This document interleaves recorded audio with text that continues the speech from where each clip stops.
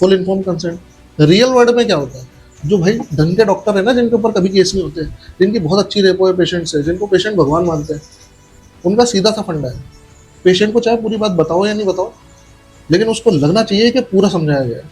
Doctor साहब ने मुझे पूरा बताया, डॉक्टर ने मेरी रेस्पेक्ट की है, एक मरीज की रेस्पेक्ट की है और मेरी समझ की रेस्पेक्ट की है।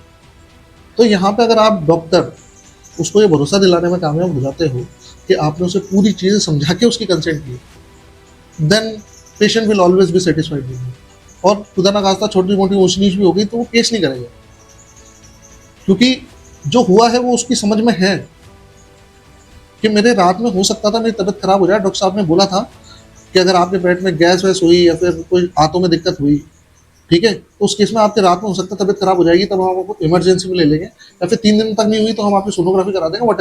तो उसके दिमाग में वो चीज़ है और वही हुई, डॉक्टर ने बताया था वही हुआ, उसे पता था, उसकी समझ में था, जो उसकी समझ में था वही हुआ है, उसकी समझ से बाहर कोई चीज़ नहीं हुई है। कोई ऐसा सवाल नहीं है जिसके जवाब उसके पास नहीं। तो जिन सवालों के जवाब उसके पास है उसे ढूंढने के लिए वो कोर्ट नहीं जाए, वो आपके ऊपर केस नहीं करने वाला। फॉलो कीजिए डॉक्टर।